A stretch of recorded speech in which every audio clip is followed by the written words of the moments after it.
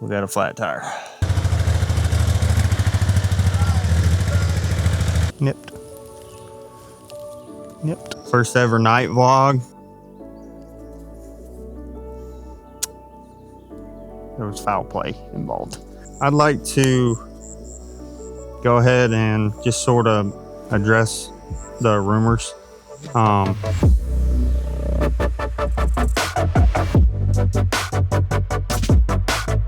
right, we just left the trough. We got Jason here. We're searching for sheds. I'm on the board. He's on the board, baby. Future giant, let's go. Might ask, Matt, are you guys the worst outdoor channel that exists? And I might answer, maybe. What that really means is, for the worst outdoor channel that exists right now, we have so much room for improvement. Let's go! All right, so I'd like to go ahead and just sort of address the rumors. There's been some conversation about the vlog last week.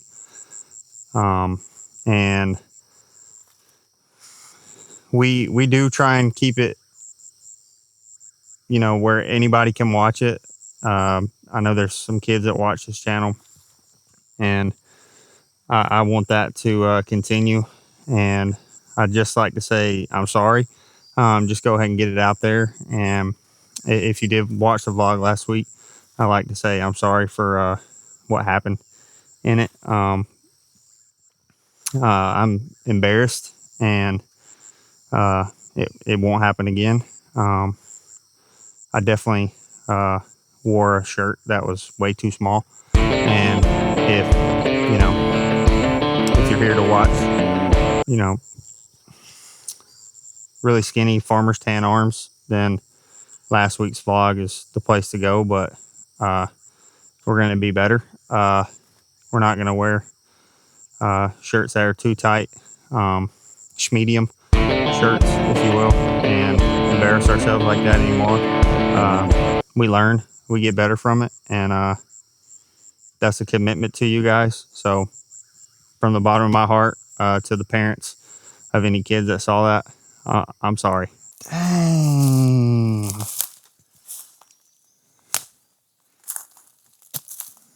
Dude.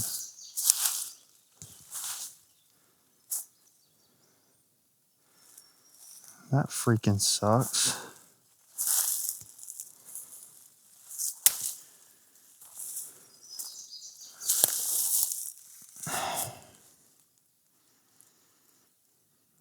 I was just watching old videos of this deer last night.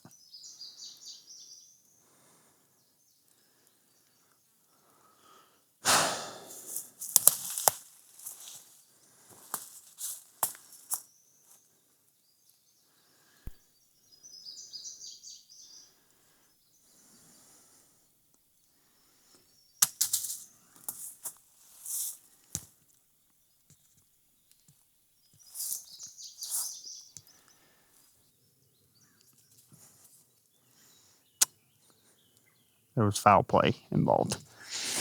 I mean, that's our field right up there. That's the clear cut. That's off our property. So our property line is right there. We didn't see buzzards. I need to go back and look and see if I had this deer after season or not. I mean, he's small. I don't know if you can tell. He's a younger deer. I mean, we weren't hunting him, but it still sucks. As you guys saw from the velvet video, we knew this buck and he appeared to be fine before season. Our season ends February 10th, and after looking through postseason pictures, I had him in February all the way until the 28th. The no glow on his right eye would indicate that he lost vision in that eye during the season at some point, but deer can live years if they're only blind in one eye. He does look skinny, but not anything out of the ordinary, and I don't see any major body scars based on the pictures that I had. We have other deer that are far worse than this buck, the deadhead that we found, that were either shot by the neighbor or injured in fights. We have one beautiful young deer that is dragging his front leg from what I think was a gunshot. You can actually see the scarring on his hide. Then we have another great young buck that has exposed flesh behind his front right shoulder that I also believe was a gunshot. Neither were shot by us, but both pretty deer that could have been great bucks and maybe will turn out to be great bucks. It's just hard to recover from that type of injury. It usually ends up affecting the opposite side of their antlers. Late winter is when your deer are least healthy regardless of the climate you hunt in. Rut is strenuous and nutrition is at an all-time low.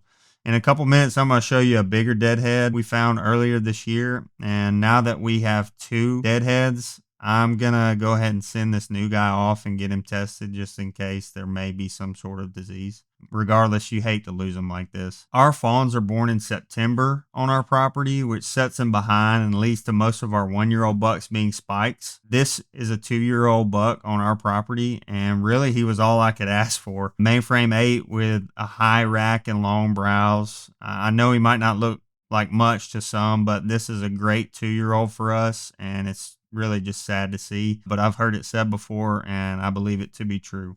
Nature is harsh, and the only good death in the deer woods is at the hands of a hunter. That's not what we are looking for. It sucks, dude.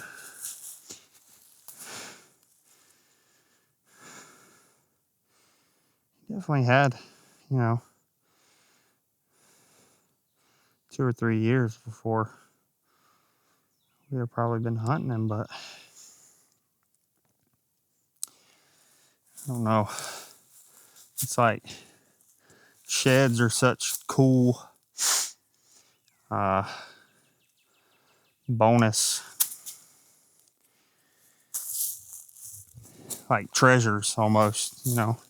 You find a shed, you have something that means nothing to anyone but you. A squirrel's gonna eat it, something's gonna chew on it, gnaw on it, and you work your butt off to try and track these deer, and they're going to drop their antlers every year if they don't die. And it's like you find a shed, and that's awesome. Like, that gets me stoked. This does not get me stoked.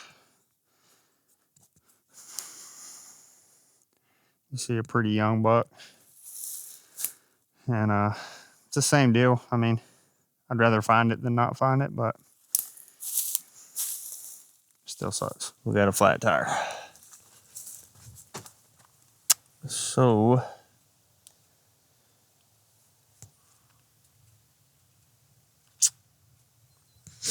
decisions must be made. We are about as far away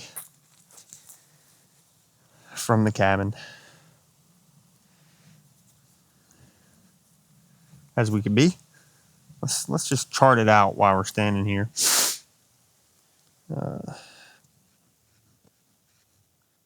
1.3 miles.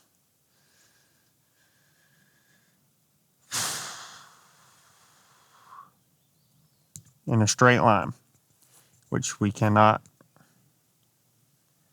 walk in a straight line to get there. So we're going to be closer to 3,300 yards. So a couple miles. We may see how she does. I know you're not supposed to do that. Desperate times, though.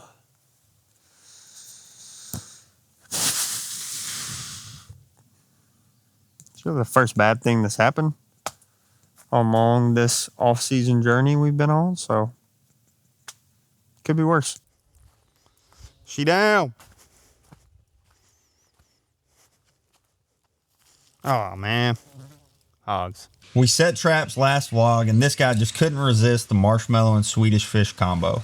We've actually started getting turkey poults on camera, which is a super encouraging sign that our trapping efforts are paying off.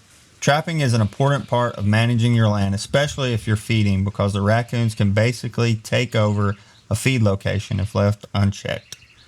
That creates unnecessary disruption and waste, but more critically, turkeys will flock to feed sites just like other wildlife, which increases the chances that raccoons show up and destroy nests full of future birds. And just generally speaking, turkeys are dumber animals.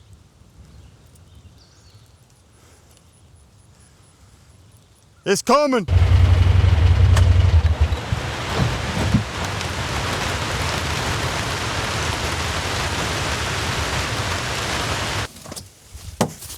Well,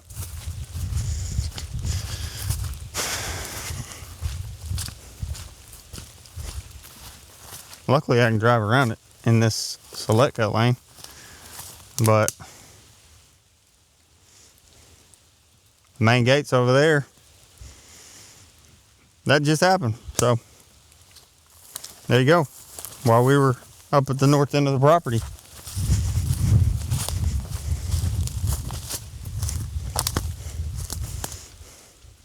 Fresh as it gets.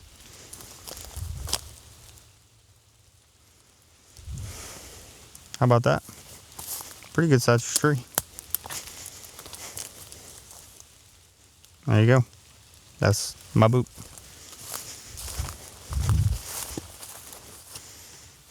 Sometimes I say things and I'm like, man, Matt, you really sound like an idiot, but I already said it. All right. That's my boot. Y'all can see my boot clearly. I don't know why I said it. I'm just trying to help you out. We're shredding it up pretty good, but we're just going to replace a couple of them anyways. Go ahead and replace the two back ones. We made it to the gate. We'll make it back to the cabin and get that taken care of. John, if you're watching this, I know you're not. You got a flat tire. Still working that one.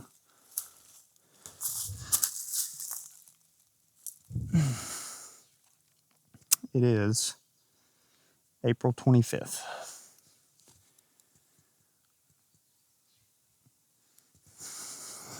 They need to get through with all that. Looks like an old scrape. All right, speaking of scrapes. So, I watched a couple of the vlogs back and I realized that I've been harping on these bucks. Wanting these bucks to not hit the scrapes anymore. And I know that might sound ridiculous to some of you, but we're in May now, okay? And everything is connected together. If you know when, one big event happens on your calendar, if you know when your fawns drop, then you can track back and go, okay, this is when that doe was bred. The problem with our property is, and some of y'all may be in the same boat, our does can stay pregnant well into September. So what that does is, if a fawn's born, let's say in mid to late September versus May or June, the available nutrition is drastically different in the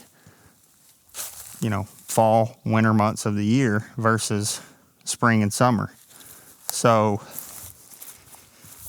that fawn hits the ground and is immediately at a deficit just right out of the gate. It doesn't have the same available nutrition. It's half a year behind. I know it's common for us all to use half years when we talk about our deer, but I like to tell people we don't have half years on my property. And people laugh at me, but a fawn that's born in late September, October, November, December, January, February, he's not half a year old until after the season. So the majority of the time, our 1-year-olds are spikes. And I know it's probably impossible for us to change that, but in a perfect world, we would lower the doe numbers to where they're not cycling in that second time, that third time especially, and seeing sign late into April, seeing some sign in May, just just, I hate it because it reminds me of the deficit that those, especially the bucks, are going to have when they hit the ground. They're going to be spikes as 1-year-olds. They're going to be like that dead buck we found last week. That's a 2-year-old deer for us because it takes them time to recover from that setback of being born so late in the year. And maybe some of you are in the exact same boat and you're like, I get that. You know, we don't see fawns hit the ground until September, sometimes October, and it's just awful for them in terms of them and their ceiling as a buck, because they have such a sharp hill to climb at the beginning of their life. So that's where I'm at with that. I can show videos to y'all of pregnant does in September, and it's just like, it's setting the fawn back so much. It's setting the doe back so much because she's going to drop fawns late September, and bucks are going to be chasing her in January for us. So she has no time to recover, hurting the chances of the next fawn she dropped in the survival. So let's go, baby. I mean, she's a little rich. Maybe she's a lot rich.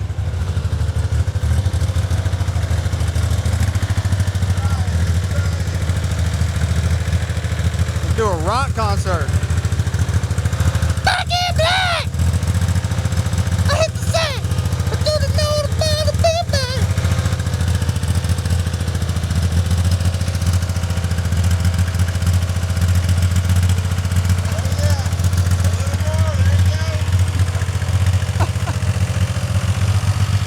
Oh, nice little fresh rain. Probably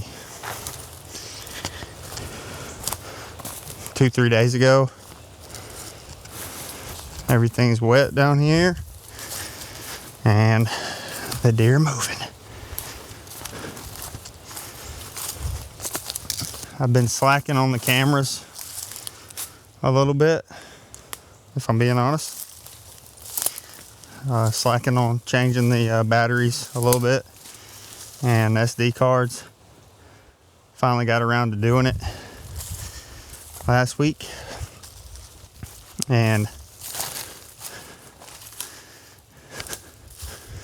Captain Mid and Jason were sending me pictures of some fresh growth.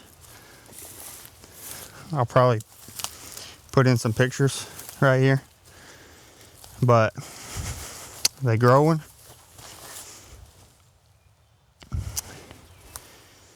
And it's exciting. It's an exciting time, important time in a lot of ways for nutrition. We've talked about nutrition for bucks, for does.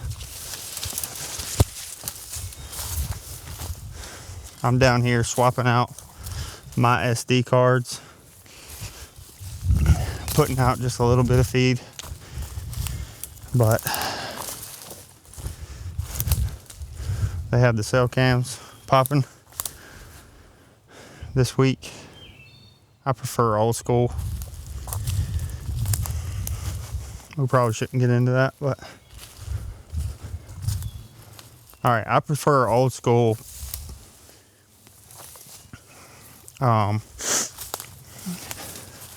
trail cams.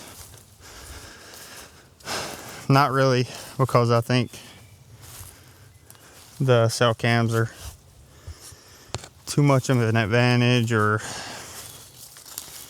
you know, a lot of the reasons you hear guys talk about.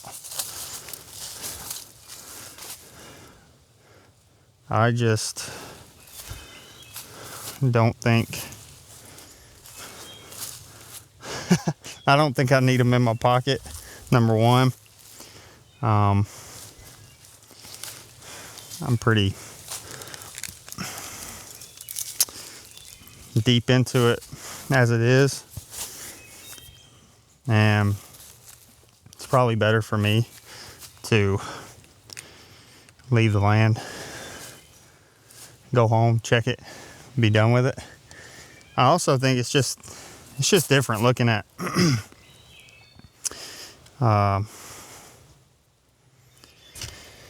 pictures throughout the week, just when you can, you know, they hit your pocket, whatever, and you look versus sitting down and really studying the pictures. I think you kind of get a better view of what's happening on your property if you can sit down and study them. And if you got cell cams, you do that, that's awesome. But for me, I just like sitting down and going through cards, kind of getting the whole view of it. And I think that kind of gives an advantage to the old school SD cards. It'd be kind of like, you know, you and I are going to watch a little over 2 hour long movie. If you've got cell cams, you're watching that movie over the next week. You're watching it 20 minutes a day. Whereas I sit down in one day and watch the full movie. You got to keep up with characters over multiple days, what's happening, why that was important to the storyline.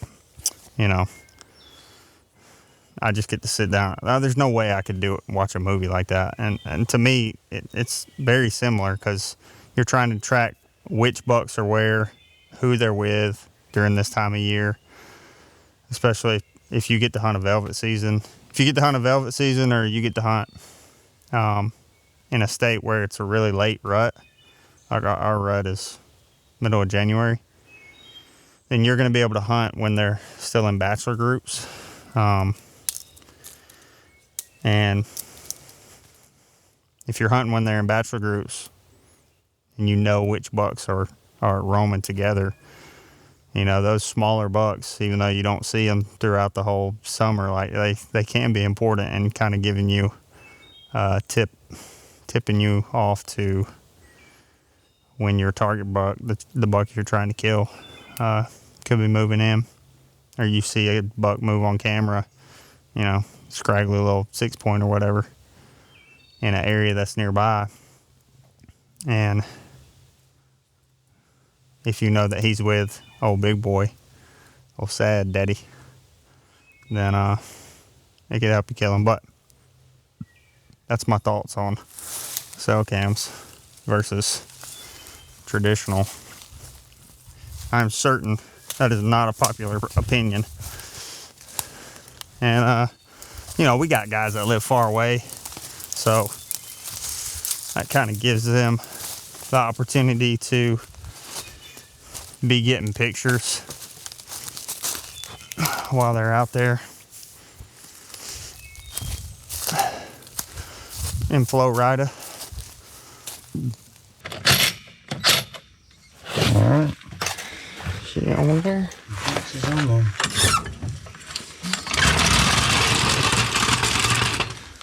We got a flat tire.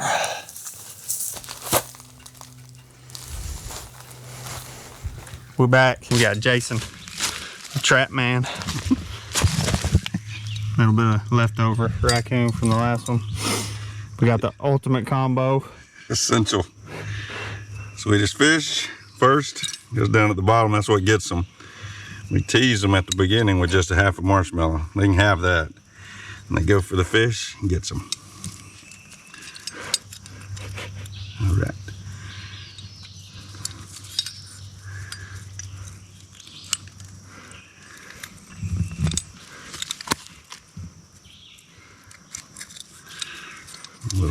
Hadn't been set in a little bit. Come on, man. Your kids are watching this. I know. Jackson's going to be on you.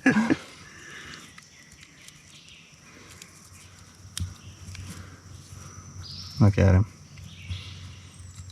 Oh, something ain't right there.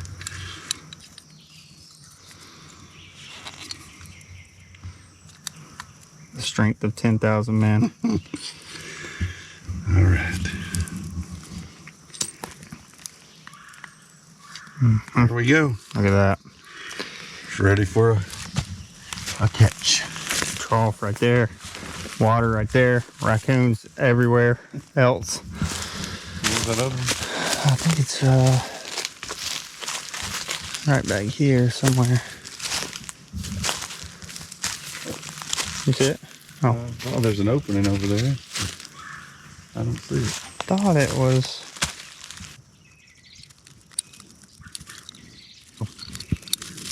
They twist those things up. Mm-hmm.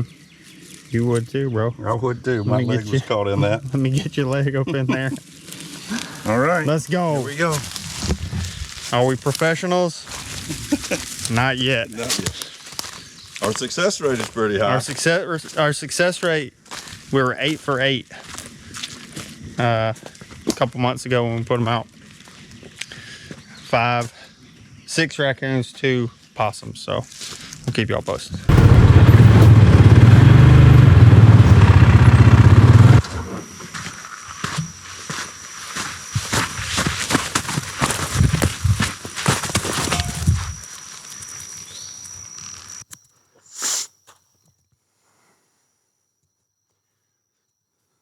Right at the main gate waiting on us. I do not have any of my tools necessary to deal with venomous snakes. This is not a venomous snake. So this is going to get interesting as the sun goes down. Here we are. Little buddy just wanted to. Oh, hey, man. Chill. Trying to make it on TV.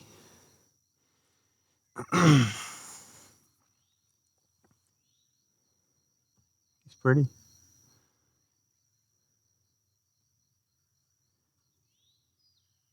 Boop. Boop. All right.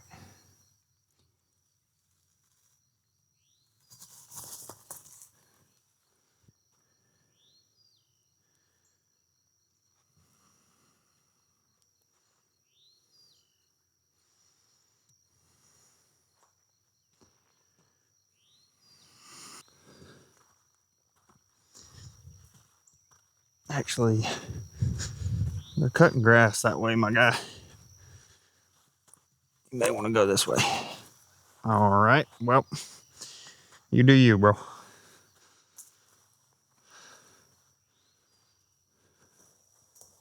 I mean, man, don't go into the side by side.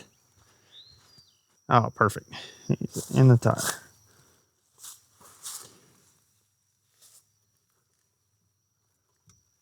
Bro. I have no idea where that snake went.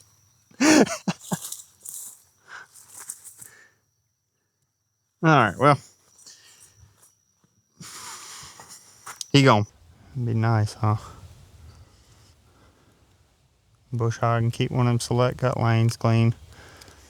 Be wearing them out. They don't hunt them though. I have no doubts that there's tons of areas on our property that if people were to see them and then us tell them that we don't hunt them, they'd have the same reaction I just did. But it always feels pretty easy to look at a spot and go, man, y'all gotta be hunting right here.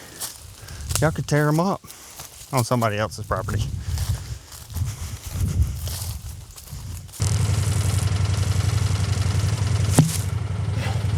They're coming after y'all.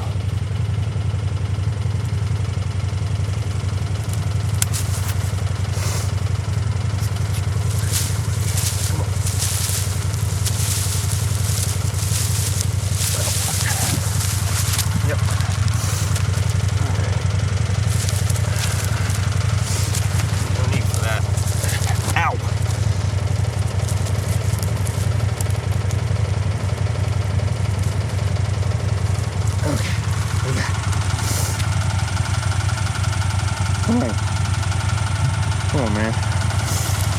Show them what you're made of. See if we can turn this off. I don't really know how. Man, you stink, bro.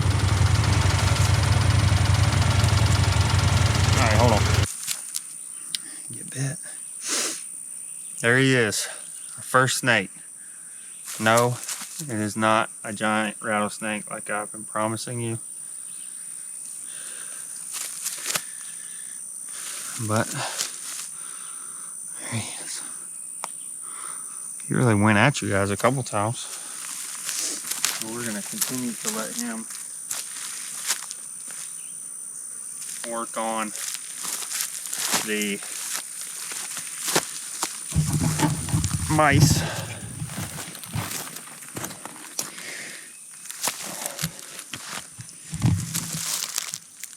Go ahead.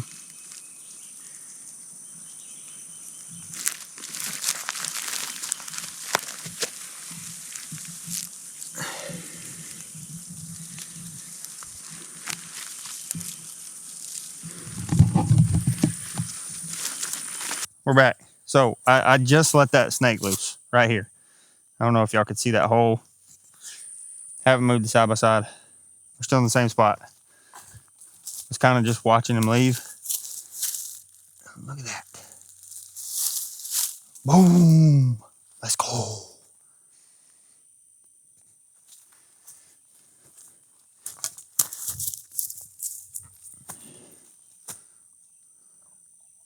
We're on the board.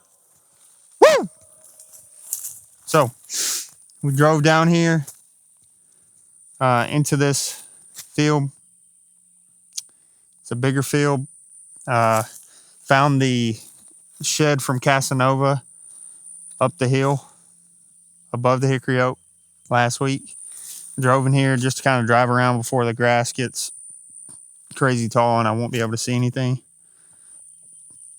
Saw the snake, hopped out, yoinked him, and then when we let the snake loose, we found this guy. Let's go. We're on the board. Okay, so here's what we got. We found the snake right there. You can kind of see where I was walking around a bunch. Found the shed just past it. I let the snake loose into these trees. I moved the side by side maybe 6 feet.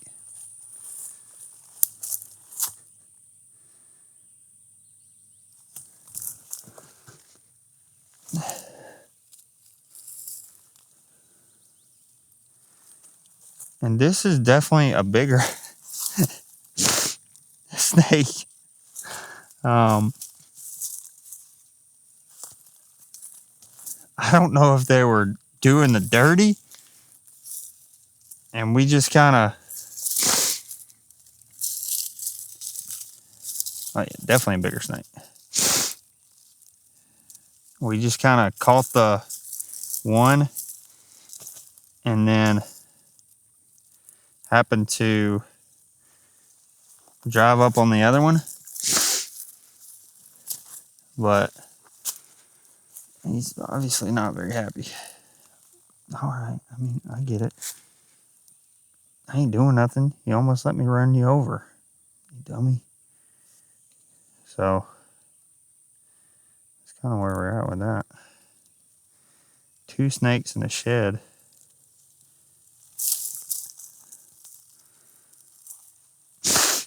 In the same spot. Please hold.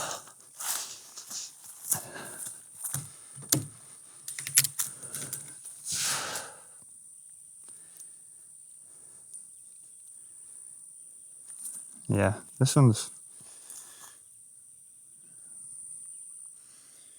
I don't know, 6 inches longer, thicker. Same snake, though. Garden snake, chicken snake, I don't know. Tell by the shape of the head, though. These are friendly. This one's been much cooler than the other one, too. So, once again, we're letting this one go.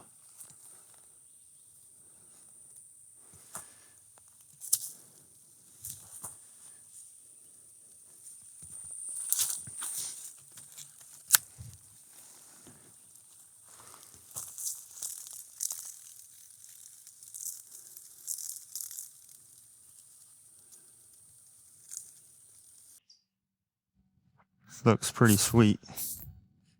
Dude, look at this junk.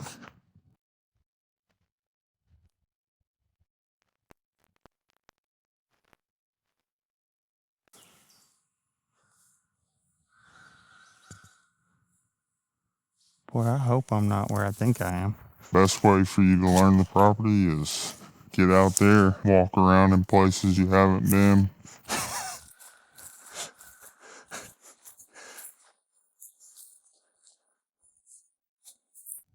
This is a very pretty bush hog lane, but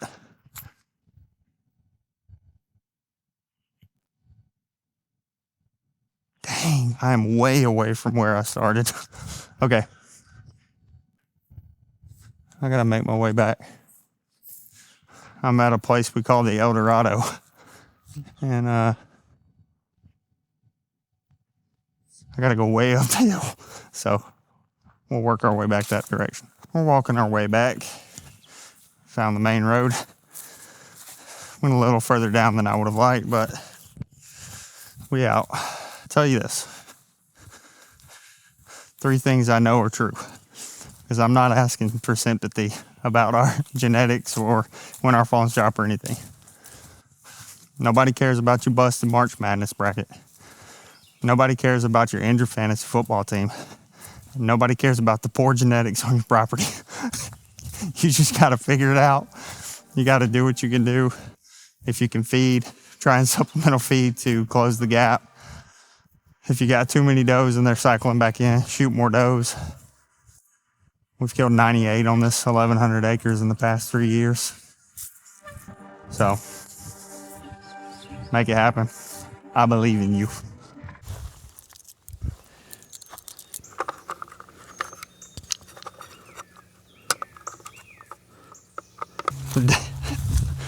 No, they don't stand a chance. I hope my little model works with how I'm putting fish in there and the marshmallow. That's patented. The fish. It gives a good sweet smell down at the bottom. That's what they got to get into. Jubilee special. Yeah. Jason's working really hard today, throwing feed around and setting raccoon traps, and I'm changing the cameras and putting some minerals out. That's the way to do it, guys. If you're watching, be the camera guy.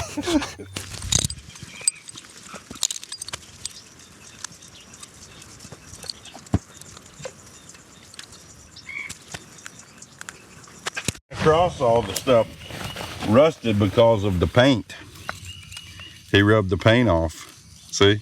Mm-hmm. A couple ants in there on that leg. Yeah. A lot of ants.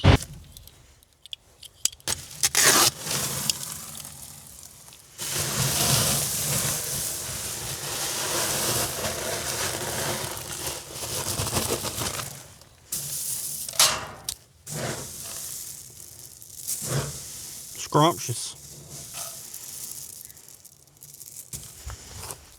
This right here. If you watch the vlogs, maybe the first one, I think.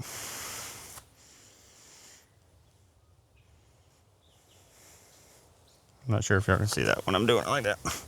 That's what we're going for. I'm just trying to make a bowl. So when it rains, it holds water.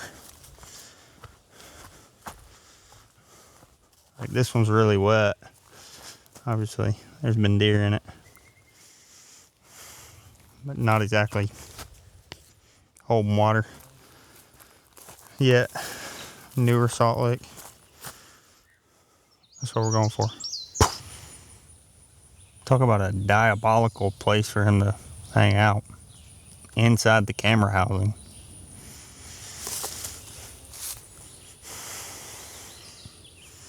It's just uncalled for. In other news, look at how they're eating all these. Every single one of them is nipped.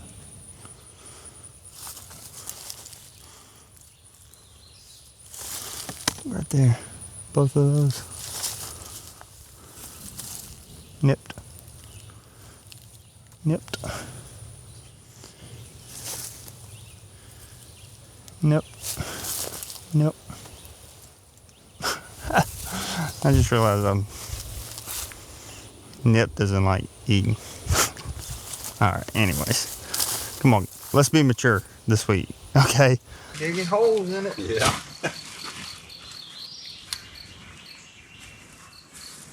Where was the fresh spots that you just did? Back there, that was an older. This right here Okay. was new.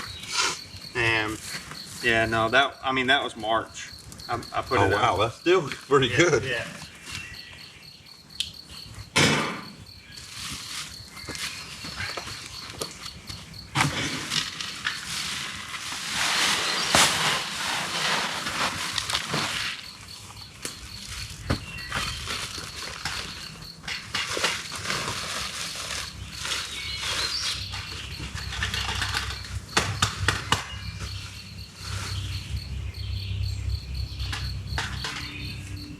Okay to do a grip grower and a triple grip? Yeah.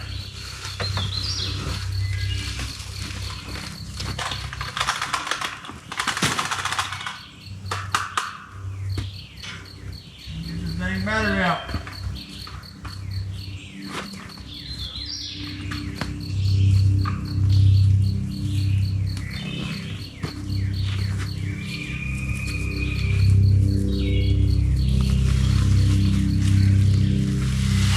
I'll tell you one thing I'm gonna do. I mean, just came to my mind after seeing this right here, this rock. I'm gonna paint mine before I put it down there. Oh yeah. Just some black, just cover it. Yeah. Of course, it'll probably be like that one at the big oak that we had to throw in the ditch because it was. They would need that. Yeah. But that would keep it longer down there maybe. And that creek gets high. When it rained, we've done these big rains, it's been rising up quick. I guess that's where some of those have washed down. Do we want to put in here? No. Yeah, so good bit there. Yeah. Haven't walked around this field all off season. Gonna walk around and look for some sheds. Hopefully find one. If this is your first time, you've never been here, happy to have you. If you never watch another video, hope you kill your best buck you've ever killed in your entire life this year. If you watch and you're like, man, that's just a regular old idiot from South Alabama, he don't know what he's talking about, that's fine. I will say, if I'm saying it, I believe in what I'm saying, and I've had some knowledge or experience in it, or I wouldn't be talking about it. No, I don't have a lot of higher education experience, if that disqualifies me in your book. Have a good one. But we're not hawking a bunch of products and brands and trying to be millionaires. We're just out here. Ain't nobody telling us what to say, what we can or what we can't say. We just love being in the outdoors. We love hanging out with our buddies, making memories. This is the lamb that my dad has worked for since I've been alive, 36 years. And it just means a lot to be able to hunt in a place where your family has memories. Where my granddad, who's passed now, used to come and hang out with us at the end of the season and smoke the cabin out at about 85 degrees. You'd have to strip all your clothes at the front door before you went inside. But, old Papaw.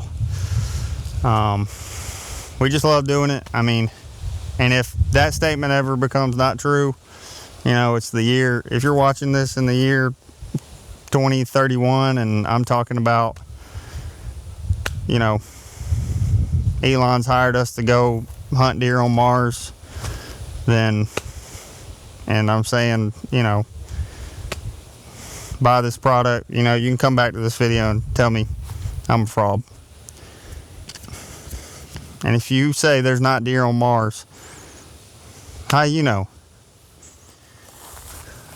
I say, I mean, who knows there's not deer on the moon? We ain't been there either. So,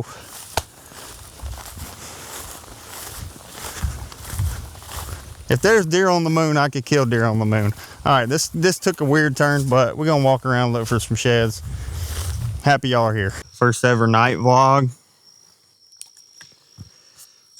Grip Outdoors. Right along with Matt.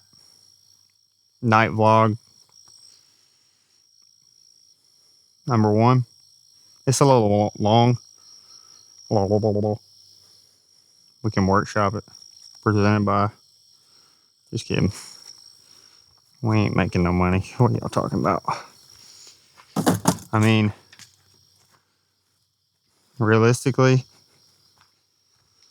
if each one of y'all told like 5 of your friends,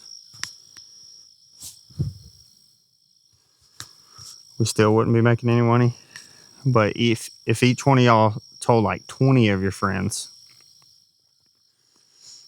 I don't even have that many friends, but if you got 20 friends, tell them all about the vlog. We still wouldn't be making money, but we would be doing something so much more rewarding and valuable, and that is building a community. I mean it. Sorry, I was laughing. This might be the last night vlog we ever do. This is getting out of hand. I am excited to see y'all, but that's just a flashlight. So, dude, I mean, this is we're never doing this again.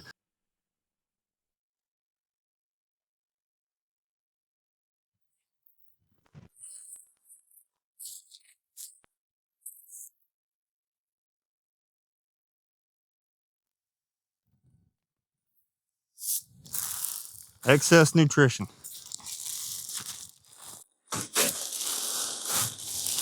That is the name of the game. Excess nutrition gets you to different levels in fawn help, which produces better, or excess nutrition gets you different levels with doe help, which produces better fawns. Excess nutrition is the difference in bucks that are much bigger than you've ever seen and ones that are just average, what you're used to seeing. So figuring out how you get excess nutrition to the deer on your property is really what it's all about. I mean, we have a wide range of audience when it comes to age. So if you're an older guy, you're probably in a better place financially. Maybe that looks like feeding, you know, having some sort of premium supplemental feeding game plan. Maybe you aren't in a different place financially to be able to do that, which it doesn't take much. I mean, you can get to your property and put out 100 pounds a month and make a difference if you're putting it in the same feeder. But if you're a younger guy, you're trying to figure out how to get excess nutrition to your deer. Maybe that looks like going out there with a chainsaw. Heck, borrow a chainsaw if you don't have one. If you live in central South Alabama, I'll let you borrow mine. Go into your oak stands, your draws, and find your white oaks, find your premium acorn producing trees, and cut out all the rest of them. I mean, most likely what your draws are going to look like is covered canopy all throughout. Cutting out those competing trees will get your more premium, better trees to produce more acorns. They will have more sunlight, so more photosynthesis to produce more acorns, to produce better tasting acorns. Learn that from Growing Deer TV. Then for sure that sunlight hitting the forest floor again is going to create browse that's lower that deer actually can have access to, especially in the spring and summer. That is free. I'm telling you, borrow a chainsaw, look up what, the premium acorn producing trees are in your area, and cut everything but those in your draws. That is time and effort. The second thing would be food plots, figuring out how to get them some sort of excess nutrition in a food plot sense. If you're on a lease, you got fields you plant in the fall, figuring out how to plant some sort of clover, some sort of forage soybean. That's what we like to go with. Forage soybean's a little more delicate in the sense that if you got a bunch of deer, just a crap ton of deer, then you need to probably fence it and spray it. So it's a little more work involved. Our biggest fields on our property are 2 acres. And if you plant 2 acres of forage soybeans, they're going to get mowed to the ground. And actually, I can show you pictures from a couple of years ago. We fenced a forage soybean field with, 2 different layers, different heights, making a depth perception issue for the deer's eyes. And then I would spray them every week. And inside the fence, the soybeans got tall, like waist high. Outside the fence, it looked like this. I mean, just dirt. Like there was nothing there. But it was the same thing planted. So you may have an issue if you got high deer density like we do. And then if you can feed in your state, making a game plan, trying to budget, with the guys that you hunt with to try and prioritize that, I would encourage it, because when you put it in a feeder that it's going to the deer. I mean, you can look at the trail cameras and see that, but excess nutrition is the name of the game. Excess nutrition. Adequate nutrition will get you the same thing that you've always gotten. Deer have adequate nutrition in most parts of the country, pretty much all the parts of the country, to grow what you've always seen them grow. But excess nutrition, thought I was standing in an ant bed. Excess nutrition can get you to levels that you've never seen. And that's been proven by tons of studies. 16% fed in one pen, 8% protein fed in another pen, 20-inch difference in the 2 pens. And that's just excess nutrition. That's better, higher quality nutrition. So figuring out how to prioritize that could be the difference in you seeing bucks like you've always seen, and you seeing something that makes you go, wow, that is different. So figure out how to make that happen on your property. Searching for sheds one more time. Got a boss buck somewhere over there that y'all seen. We've searched around this field, found a dead buck around this field. I got one more side to kind of look through for sheds, and we're going to do that right now.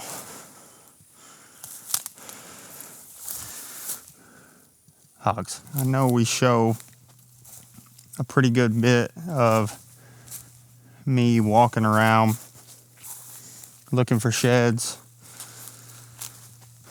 just walking around in the woods, and we try to only show the stuff that's actually kind of interesting. If you've watched, a couple, 2 or 3 of these, you're like, man, they show a ton of this guy just walking around not doing anything. But imagine how much footage we actually have of that we don't use. This is just the best way to learn the property. The best way for you to learn the property is your property is get out there, walk around in places you haven't been, learn stuff. I just ate a spider. learn stuff that you never knew was out there. Figure out how they're getting from one place to the next. This feeds that, that feeds this. And every time I walk around, I learn something else about the property, something I didn't know. A 30-minute walk in the woods looking for sheds isn't a failure if I don't find any sheds. It is a failure in the sense that I didn't find sheds, like I didn't accomplish that goal. But if you're learning something that you can take and use during next hunting season, that you can kind of shift around your strategy in a sense, it's a win.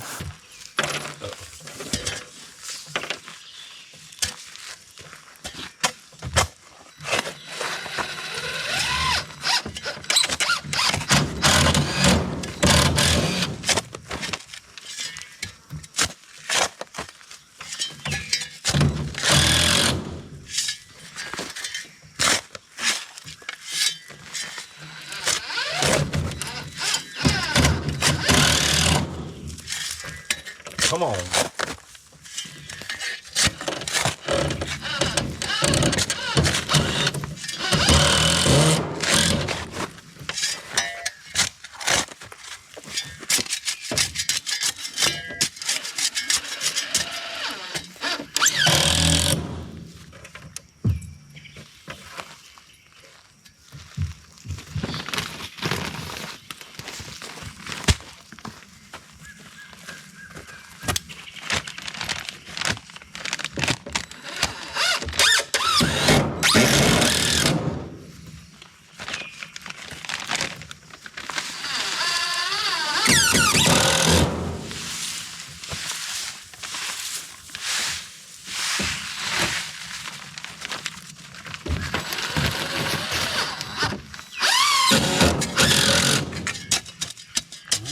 That'll work.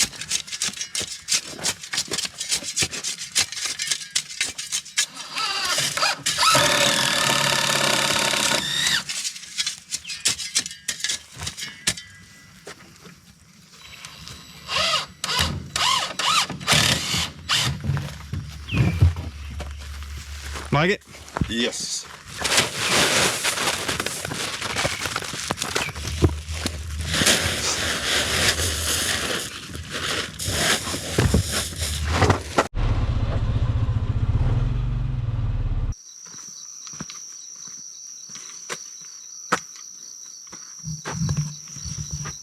That's not supposed to be like that. Now this 10 right here, this is sketchy. So we're gonna strategically place you guys somewhere you can see.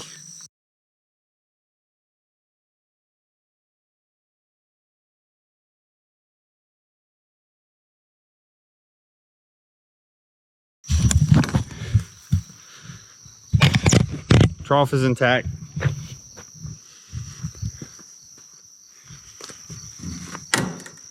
Oh, I mean,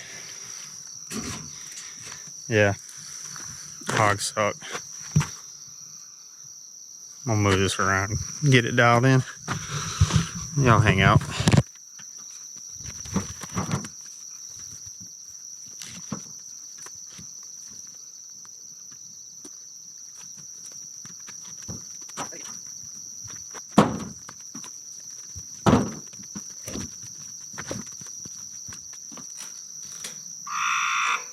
Wow.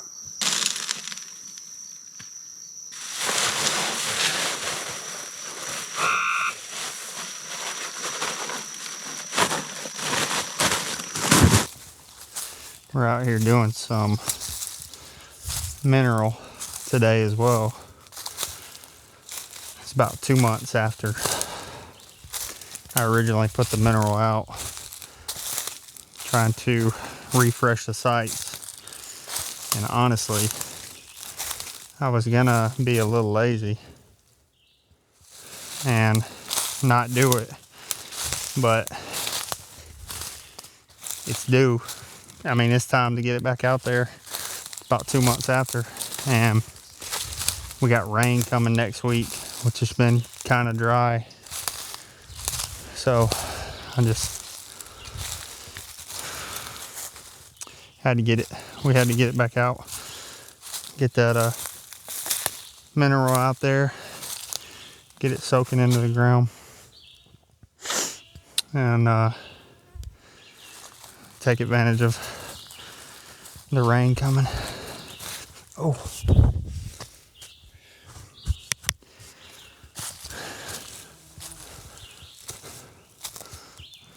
I never regret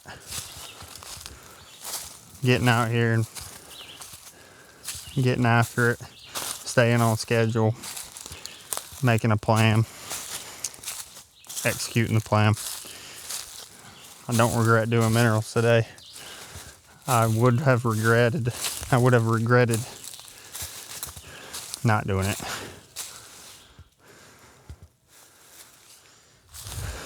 No regrets. Get out there, make it happen, get the work done, especially in this time of year. You're trying to prioritize limited resources, have better limited resources on your property than your neighbor.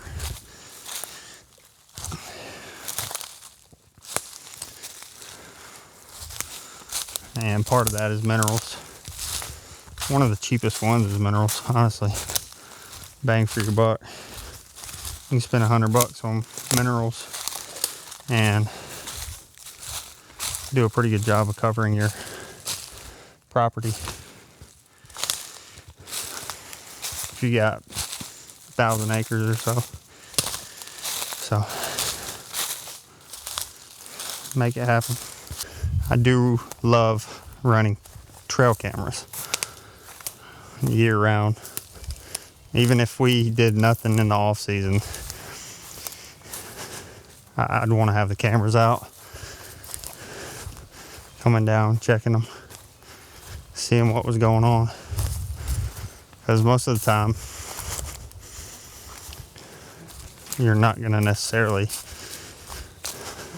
get something super spectacular. I mean, worst case scenario for me is I'm running cameras and I'm getting updates on deer. That's the worst case scenario. And if I only got to watch deer the rest of my life on trail cameras, I'd be totally fine. Best case scenario is you're getting to watch the deer on your property and something spectacular happens. Something just unbelievable. It's rare, but the more you got your cameras out there, the higher the odds. These horseflies are really after me. For the record, yes, I did check my entire body after seeing that tick inside the camera housing.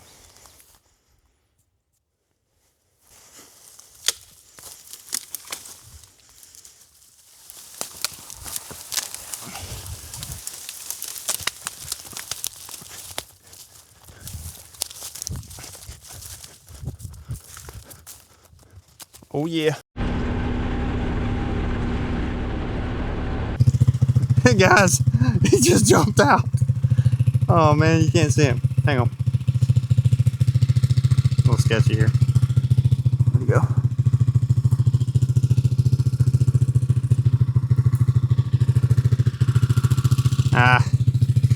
Chris, if you can't see that snake, cut it out, but I mean, y'all can see how dark it is. We just lost our passenger princess from earlier. I have no idea where that snake went.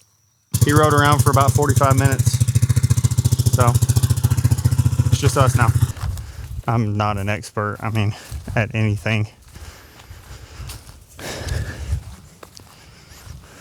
but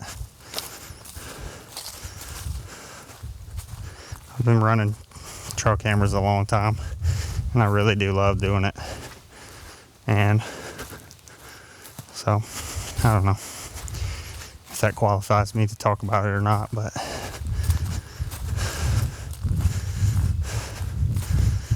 I'm gonna do it anyways. Old scrape fields, maybe 150 yards that way. You gotta go nuts in these pines. Chasing, kind of staging, winning the field. It's hard to hunt the pines when they look like that. If you hadn't gone in there and developed a lane or something, you're just waiting on a select cut. Big old rub.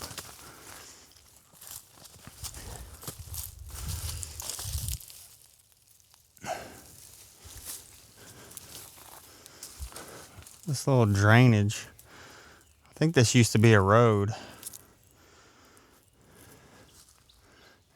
it was before my time. Like, I was alive, but I wasn't really paying attention. I was busy wrecking four-wheelers and throwing Nerf footballs into the fire pot. I think they called it the line. We had a field somewhere down in here that we gave up at some point, and they ended up planting it back, but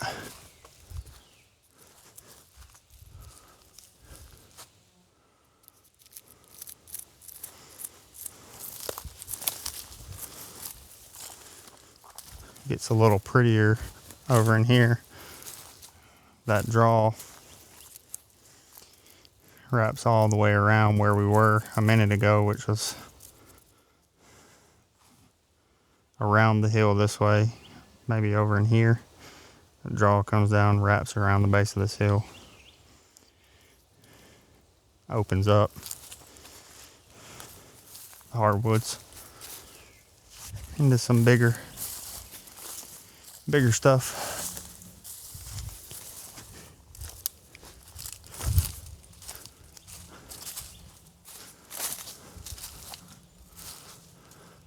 Yeah, this is gorgeous. And then the property line are the select cut lanes. I kind of like my little pointer I got here. This is the move. Hardwoods, you know, where it opens up the daylight, you can see real big. Those select cut lanes are off the property.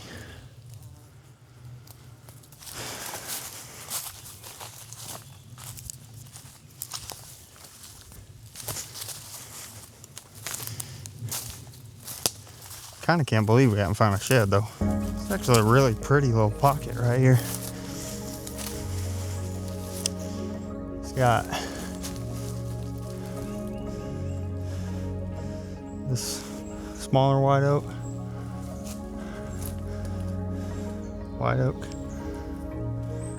Alright, it's really hard to point at these trees. White oak. Make sure I'm pointing at the right ones. That big one right there, there's a couple past it on either side.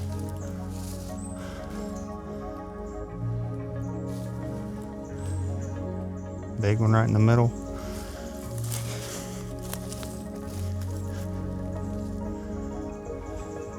Big one right there. Right here close to me.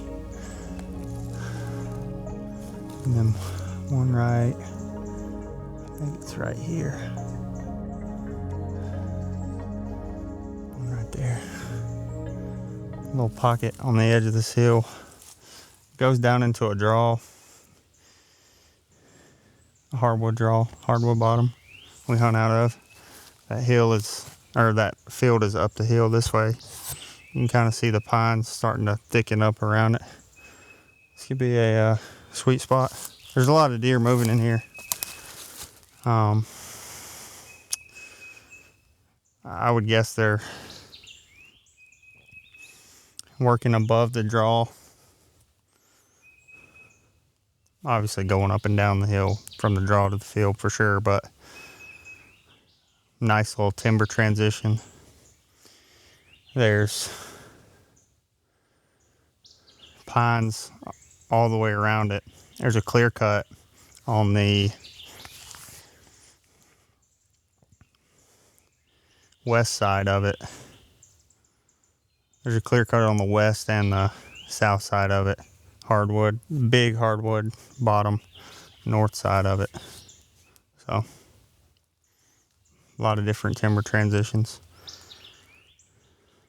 We may have to try and get back in here. I mean, this is like perfect bow setup size. Because there's some bigger trees, bigger slick bark trees around the outside. And you're probably 40 yards max to the other side of it. So we may come back, try and set something up in here later on.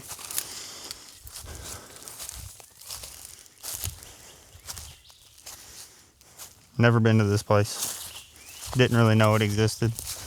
Probably, I mean, I guess I could have found it on a map, you know, depending on how much you want to sit and study a map and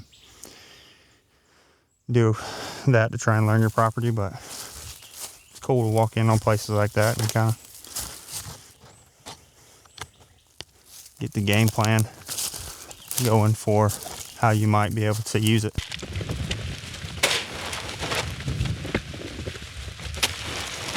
So maybe you noticed, maybe you didn't, but if you do have to fill a gravity feeder in the rain, it's got a lid on it.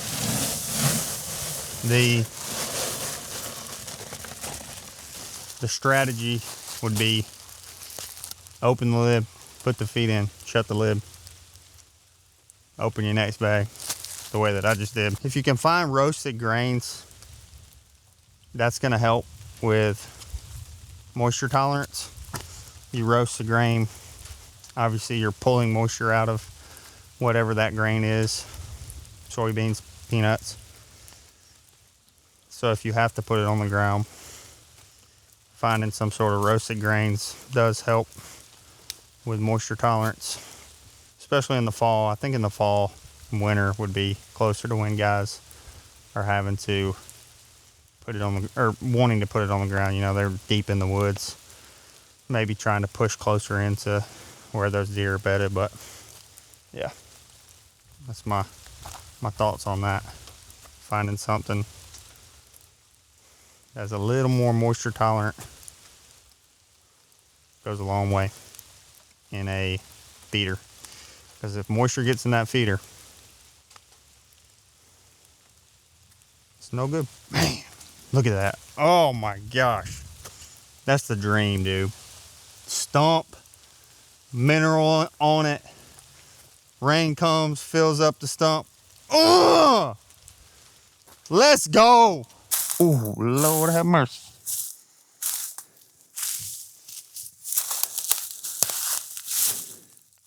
I don't know if y'all can tell how torn up that is.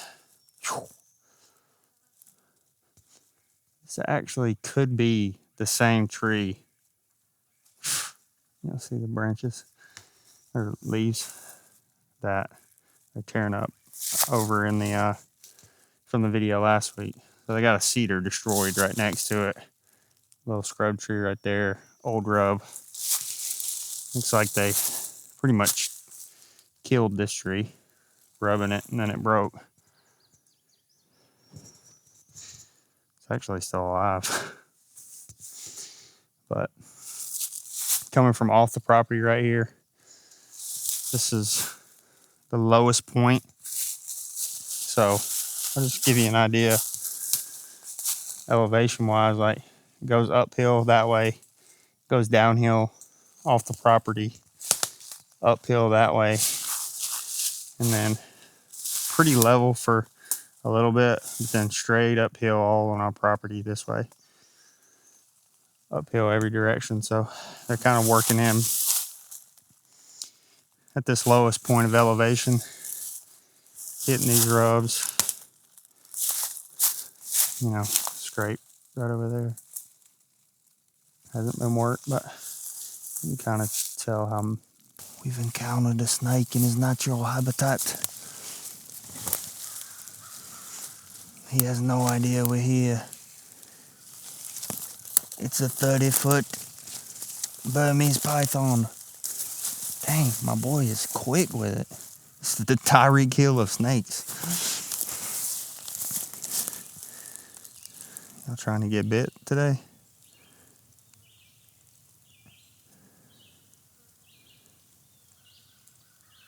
Oh, he gave y'all a kiss. Pretty snake. He's a friendly. Gonna let him go. I just accidentally ran over him on the side by side. Obviously he's fine though. There you go. This is one of our best field designs to me. You got hardwood draw on that side where we just were. You got thick planted pines and then hardwood draw on this side. White oaks dropping into the field. White oaks dropping on both sides of the field. They've got select cut lanes off the property. They don't hunt over there. Right next to us. We're in the corner of our property at the southwest corner. Water and creeks on both sides where we just were, and on this side. Jason actually killed a beautiful buck called Wolverine in here 4 or 5 years ago with his bow.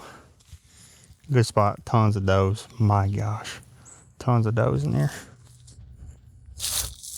Really nice field though. Small field. I mean, it's a kill plot, destination plot, whatever you want to call it.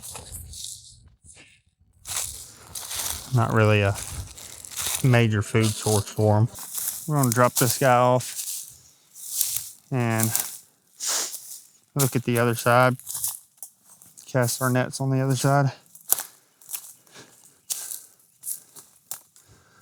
Sorry, I'm a pastor's kid. Don't hold it against me.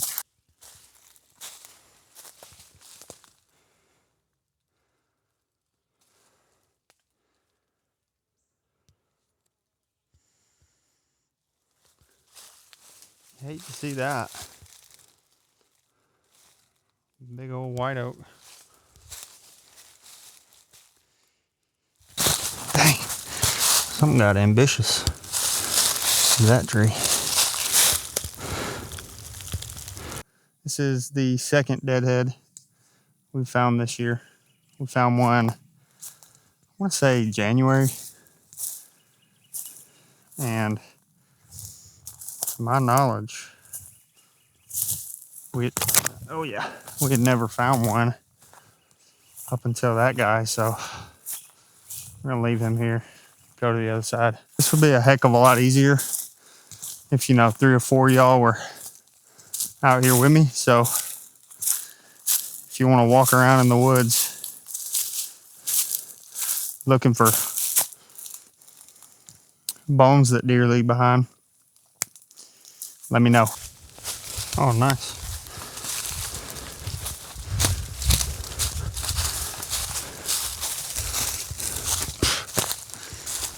We got sort of natural spring running right there. It's been dry on the property, so that's some of the only water we have, but got us what looks like an old steel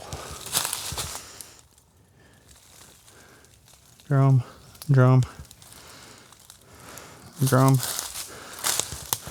Couple drones.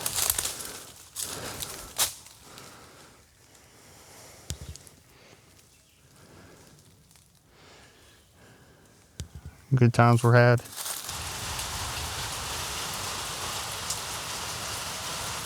That is prime napping audio right there. Rain on the tin roof. There's no sleep like being at the hunting club when it's raining.